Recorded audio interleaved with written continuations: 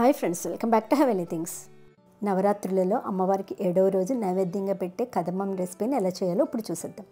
కావాల్సిన ఇంగ్రీడియంట్స్ ఒకసారి చెప్పేస్తాను. 1 కప్పు రైసు, 1/4 కప్పు కందిపప్పు తీసుకోవాలి. 1/4 కప్పు పెసరపప్పు కూడా తీసుకుంటున్నాను. ఇష్టం లేని వాళ్ళు స్కిప్ చేయొచ్చు. 2 టైమ్స్ వాటర్ తోటి నీట్గా క్లీన్ చేసుకున్న తర్వాత ఒక అరగంట పాటు నానబెట్టుకోవాలి.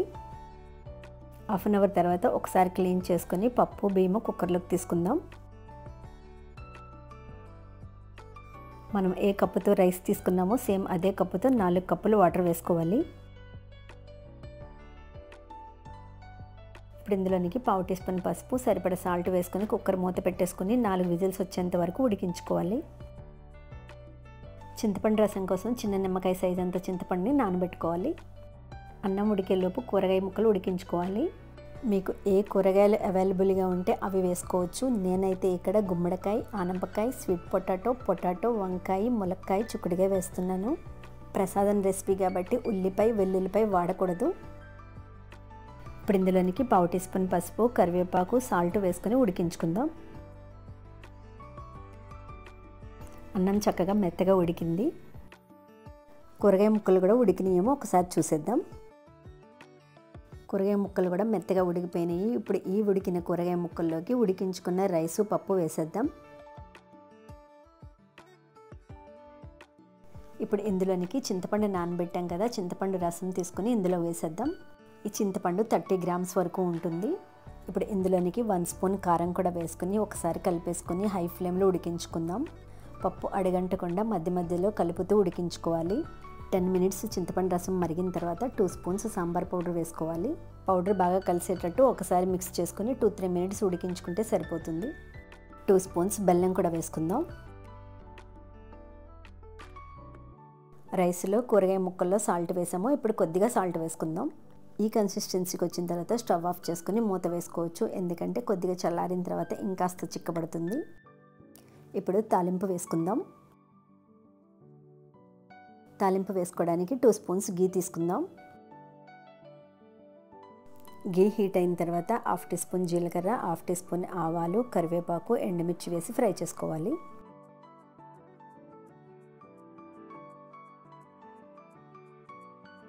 ఇవి ఫ్రై అయిన తర్వాత 1/2 టీ స్పూన్ ఇంగువ పౌడర్ వేసుకుని ఫ్రై చేసుకుందాం.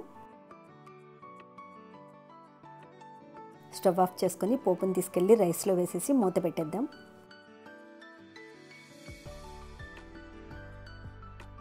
5 మినిట్స్ తర్వాత తాలింపు ఫ్లేవర్ అంతా రైస్కి బాగా పట్టుకుంటుంది. ఇప్పుడు ఒకసారి రైస్ని మిక్స్ చేసుకుందాం. 7వ రోజు అమ్మవారికి సమర్పించే కదంబ ప్రసాదం రెడీ అయిపోయింది. ఇప్పుడు సాయంత్రం ప్రసాదం చూసేద్దాం. సాయంత్రం ప్రసాదం కోసం హెల్దీగా గోధుమ రవ్వ బెల్లంతో స్వీట్ ప్రిపేర్ చేస్తున్నాను. మరి ఆ రెసిపీ చూసేయండి. దీనికోసం 2 స్పూన్స్ గీ వేసుకుని గీ హీట్ అయిన తర్వాత ముందుగా డ్రై ఫ్రూట్స్ ఫ్రై చేసి తీసుకోవాలి. బాదం పప్పు, జీడిపప్పు, కిస్మిస్ తీసుకోవాలి. ఇవి ఫ్రై అయిన తర్వాత ఒక ప్లేట్లోకి తీసుకుని పక్కన పెట్టేసుకుందాం.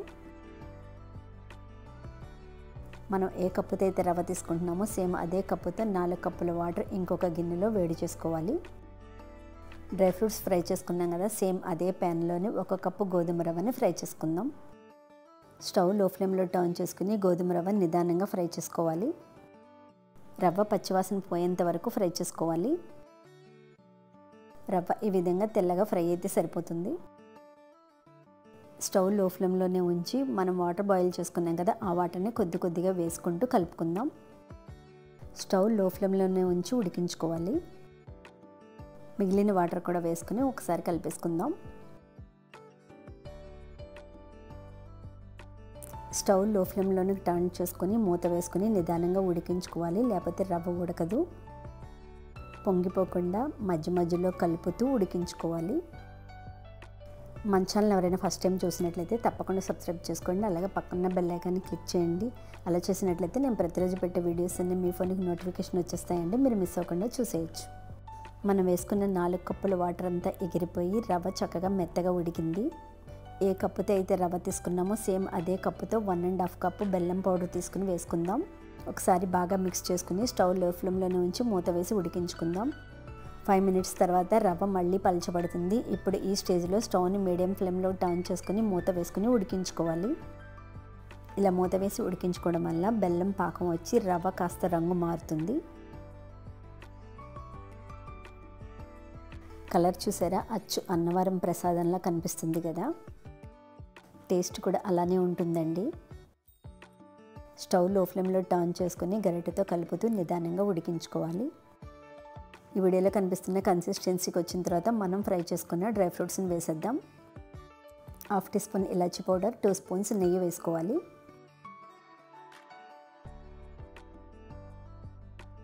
ఇప్పుడు ఇవన్నీ బాగా మిక్స్ అయ్యేటట్టు ఒకసారి కలిపేసుకుందాం. కొంచెం చల్లారితే ఇంకాస్త గట్టిపడుతుంది. ఇప్పుడు ఈ కన్సిస్టెన్సీలో ఉండగానే బౌల్లోకి తీసేసుకోవచ్చు. 7వ రోజు అమ్మవారికి నైవేద్యంగా సమర్పించుకునే ప్రసాదాలు చూసేసాము. ఇప్పుడు 8వ రోజు నైవేద్యంగా సమర్పించుకునే పరమాన్నం కూడా ఎలా చేయాలో ఇప్పుడు చూసేద్దాం. దీనికోసం ఒక గ్లాసుడు బియ్యము, గుప్పెడు పచ్చిశనగపప్పు నీళ్ళలో ఒక 3 అవర్స్ నానబెట్టాను. 3 అవర్స్ తర్వాత 1 గ్లాసు బియ్యానికి 5 గ్లాసుల పాలు వేసి ఉడికించుకోవాలి.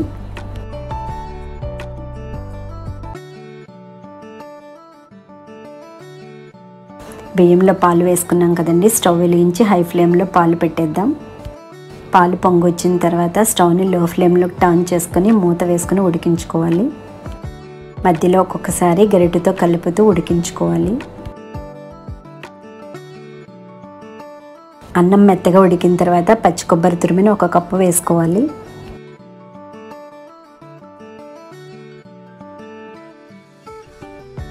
ఒక గ్లాసు బియ్యం తీసుకున్నాం కదండి, అదే గ్లాస్ తోటి బెల్లం తురుము కూడా వేసుకోవాలి. స్వీట్ ఎక్కువ తినేవాళ్ళు గ్లాసున్నర వేసుకోవచ్చు. 1/2 టీ స్పూన్ ఇలాచీ పౌడర్ కూడా వేసుకోవాలి. బెల్లం వేసిన తర్వాత 5 మినిట్స్ ఉడికించుకుంటే సరిపోతుంది. ఒక గిన్నెలో 3 స్పూన్స్ నెయ్యి వేసుకొని కట్ చేసి పెట్టుకున్న బాదం పప్పు, జీడిపప్పు, కిస్మిస్ ఫ్రై చేసుకోవాలి.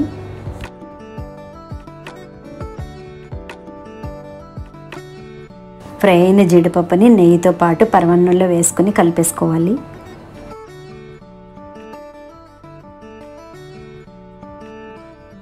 సర్వింగ్ బౌల్లోకి తీసేసుకుందాం.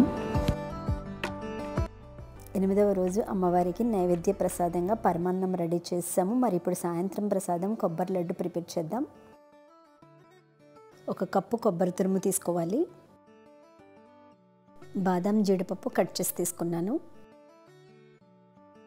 ఏ కప్పుతో అయితే కొబ్బరి తురుము తీసుకున్నామో సేమ్ అదే కప్పుతో 1 కప్పు బెల్లం తురుము తీసుకోవాలి. అలాగే 1 కప్పు మిల్క్ కూడా తీసుకోవాలి.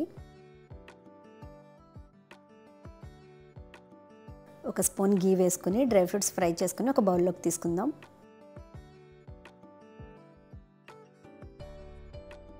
డ్రై ఫ్రూట్స్ ఫ్రై అయిన తర్వాత ఒక బౌల్లోకి తీసుకుని పక్కన పెట్టేసుకుందాం. ఇప్పుడు వేరొక ప్యాన్ పెట్టుకొని 1 కప్పు మిల్క్ వేసుకొని బాయిల్ చేసుకుందాం. స్టవ్ని లో ఫ్లేమ్లోకి టర్న్ చేసుకొని గరిటెతో మధ్య మధ్యలో కలుపుకుంటూ పొంగిపోకుండా మరగనివ్వాలి. మనం వేసుకున్న కప్పు మిల్క్ 1/2 కప్పు అయ్యేంత వరకు మరిగించుకోవాలి. పాలు బాగా చిక్కబడిన తర్వాత కొబ్బరి తురుము వేసి కలుపుకుందాం. కొబ్బరి ప్యాన్కి అడుగు పట్టకుండా కలుపుకుంటూ కుక్ చేసుకోవాలి.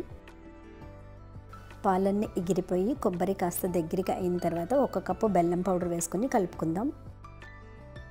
బెల్లం వేసిన తర్వాత బెల్లం కరిగి కొబ్బరి మళ్ళీ పలచబడుతుంది. బెల్లం పాకం వచ్చి కొబ్బరి మళ్ళీ గట్టిపడేంత వరకు లో టు మీడియం ఫ్లేమ్ అడ్జస్ట్ చేసుకుంటూ గరిటెతో కలుపుతూ ఉండాలి. డ్రై ఫ్రూట్స్ ఫ్రై చేసుకున్న గీ ఉంది కదా, ఆ గీ కూడా ఇందులో వేసేద్దాం. మీ దగ్గరుండి గరిటెతో కలపడం ఆపేశారంటే కొబ్బరి ఒక్కొక్క చోట మాడిపోతుంది, అడుగంటి.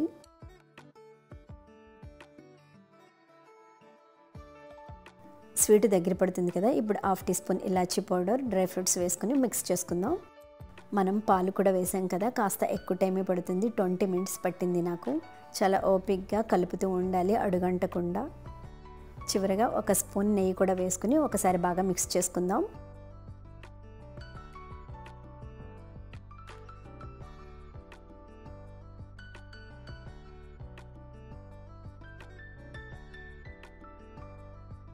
ఉండ అవుతుందో లేదో తెలుసుకోవడం కోసం ఒక ప్లేట్లోకి కొంచెం ముద్దను తీసుకుందాం.